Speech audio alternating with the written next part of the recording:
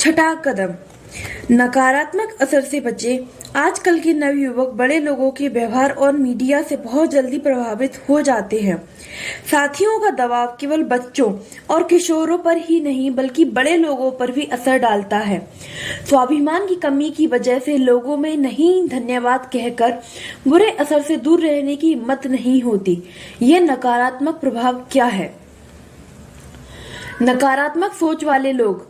एक चील का अंडा किसी तरह एक जंगली मुर्गी के घोंसले में चला गया और बाकी अंडों के साथ मिल गया। समय आने पर अंडा फूटा। चील का बच्चा अंडे से निकलने के बाद यह सोचता हुआ बड़ा हुआ कि वह मुर्गी है। वह उन्हीं कामों को करता था जिन्हें मुर्गी करती थी। वह जमीन खोदकर अनाज के दाने चुगता, मुर्गी की तरह ही कुड़कुड़ाता। वह कुछ फीट से अधिक उड़ान नहीं भरता था क्योंकि मुर्गी भी ऐसा ही करती थी। एक दिन उसने आकाश में एक चील को बड़ी शान से उड़ते हुए देखा। उसने मुर्गी से पूछा, उस सुंदर चिड़िया का नाम क्या है? मुर्गी ने जवाब दिया, वह चील है। वह एक शानदार चिड़िया है, लेकिन तुम उसकी तरह उड़ान नहीं भर सकते क्योंकि तुम तो मुर्गी हो।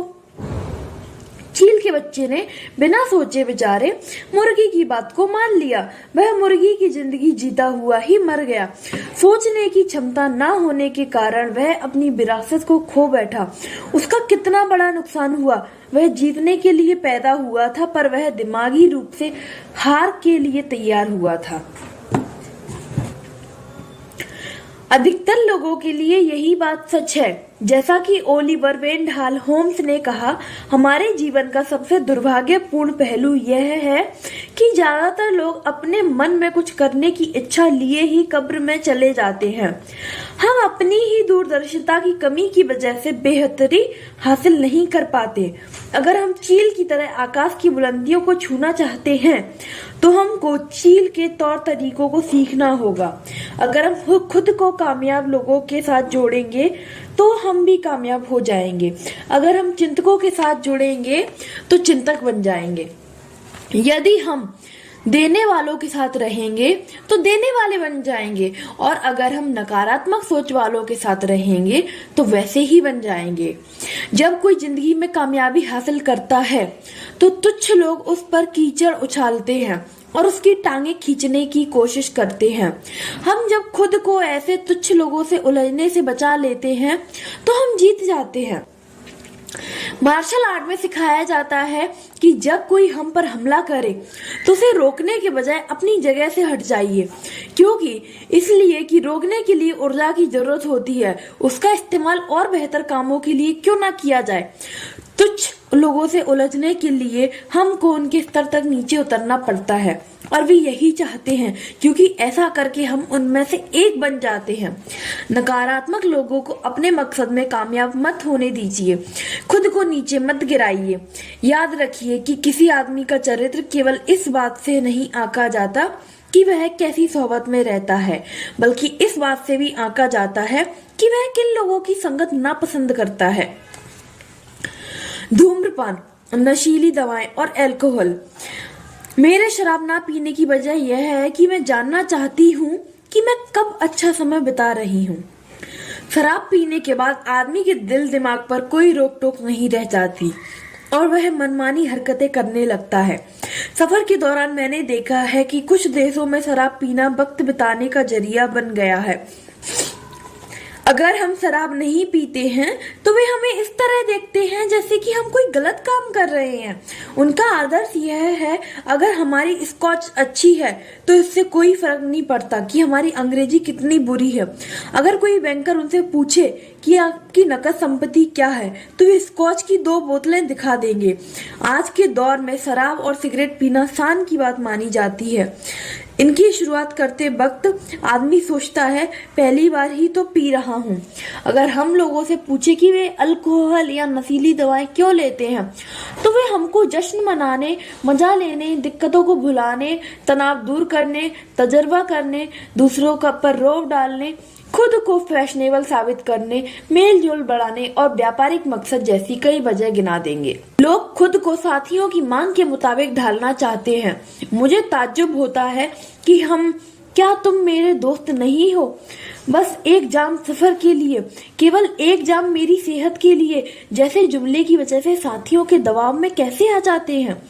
सामाजिक दबाव की वजह से शराब पीने वालों के अंजाम को इस कविता में बहुत अच्छी तरह दर्शाया गया है। मैंने तुम्हारी सेहत के लिए शराब खानों में पी है, मैंने तुम्हारी सेहत के लिए अपने घर में पी है, मैंने तुम्हारी सेहत के लिए इतनी बार पी है कि पीते पीते मैंने अपनी ही सेहत खराब कर ली है। शराब पीकर गाड़ी चलाने से जिंदगियां चली जाती हैं। मैरी जॉनसन ने अपनी किताब इट्स किलिंग ओवर किड्स में अमेरिकन हॉस्पिटल एसोसिएशन की रिपोर्टों का हवाला कर देते हुए लिखा है कि वहां अस्पतालों में दाखिल होने वाले आधे से अधिक मामले अल्कोहल से जुड़े होते हैं। नेशनल सेफ्टी काउंसिल के 1989 के दुर्घटना तथ्य संस्करण के मुताबिक अमेरिका में अल्कोहल पीने की वजह से हर 60 सेकंड में एक दुर्घटना हो जाती है। अश्लील साहित्य महिलाओं और बच्चों को इंसान के स्तर से गिराने का जरिया है। अश्लील साहित्य की वजह से महिलाओं को इंसानी नजरिए से नहीं देखा जाता, बच्चों का यौन शोषण होता है, शादियां टूटती हैं, यौन हिंसा बढ़ती है, नैतिक मूल्यों का मखौल उड़ता है, व्यक्ति, परिवार और समाज नष्ट हो जाते हैं। अमेरिका में हर 46 सेकंड में किसी न किसी महिला के साथ बलात्कार हो जाता है। बलात्कार करने वालों में से 86% लोगों ने स्वीकार किया है कि वे अश्लील साहित्य नियमित रूप से पढ़ते रहते हैं। उनमें से 57% लोगों ने यह भी माना है कि यौन अपराध करते समय उन्होंने अश्लील साहित्य में बयान किए गए दृश्यों की नकल की थी। यह देखकर दुख होता है कि कुछ लोग पैसा कमाने के लिए इतना गिर जाते हैं कि अश्लील साहित्य की बिक्री को अपना पेशा बना लेते हैं। नकारात्मक फिल्में एवं टेलीविजन कार्यक्रम। आजकल के बच्चों के नजरिए और मूल्यों पर किसी और के बजाय फिल्मों और टेलीविजन कार्यक्रमों का ज्यादा असर पड़ता है। एक अनुमान के अनुसार अमेरिका में बच्चे हाई स्कूल तक पहुंचते पहुंचते 20,000 घंटों के टेलीविजन कार्यक्रम देख चुके होते हैं और उनकी आंखों के सामने 5,000 हत्याओं के दृश्य और अल्कोहल से संबंधित 1 लाख विज्ञापन गुजर चुके होते हैं। इन टेलीविजन कार्यक्रमों और विज्ञापनों से संदेश मिलता है कि शराब पीना मौज मस्ती है, सिगरेट पीना शान की बात है और नशीली दवाओं का तो जमाना है। अगर अपराध इतनी तेजी से बढ़ रहे हैं तो इसमें हैरत की कोई बात नहीं है। टेलीविजन धारावाहिक और कार्यक्रम तथा फिल्में शादी से पहले के और शादी के बाद पराये स्त्री पुरुषों के साथ कायम होने वाले शारीरिक संबंधों को बड़े लुभावने अंदाज में पेश करते हैं। इसलिए अगर रिश्तों में प्रतिबद्धता की कमी दिखाई है और तलाक के मामले बढ़ते जा रहे हैं तो हमें इस पर ताज्जुब नहीं होना चाहिए। कच्चे दिमाग वाले लोग मीडिया में देखी सुनी चीजों को ही अपने मानक और मानदंड बना लेते हैं। वैसे एक हद तक इन चीजों का असर हम सब पर होता है। गाली गलौज के इस्तेमाल से यही लगता है कि ऐसी भाषा का इस्तेमाल करने वालों के पास शब्दों की कमी, वह खुद पर काबू नहीं रख पाता और उसमें आत्म अनुशासन की कमी है। रॉक संगीत। कुछ लोकप्रिय गीत अश्लील है। हम जो संगीत सुनते हैं या कला के जिन प्रदर्शनों को देखते हैं वह हमारे अवचेतन मन पर असर डालता है। 7वां कदम, जरूरी कामों को पसंद करने की आदत डालें। जो जरूरी है उससे शुरू करें, फिर जो मुमकिन है वह करें और आप अचानक पाएंगे कि आप नामुमकिन काम भी करने लगे हैं। कुछ काम ऐसे होते हैं जिन्हें हम पसंद करें या नापसंद करें, वे हमें करने ही पड़ते हैं। जैसे कि एक माँ अपने बच्चे की देखभाल हर हाल में करती है। कोई जरूरी नहीं है कि इसमें उसे हमेशा सुख मिलता हो, बल्कि कई बार तो यह तकलीफ से हो सकता है। लेकिन हम ऐसे जरूरी कामों को पसंद करना सीख ले तो फिर नामुमकिन भी मुमकिन बन जाता है। 8वां कदम, अपने दिन की शुरुआत किसी अच्छे काम से करें। सुबह के वक्त सबसे पहले कोई अच्छी चीज पढ़ें या सुने। रात में अच्छी तरह सोने के बाद हमारा तनाव दूर हो चुका होता है और हमारा अवचेतन मन किसी बात को बड़ी आसानी से कबूल कर लेता है।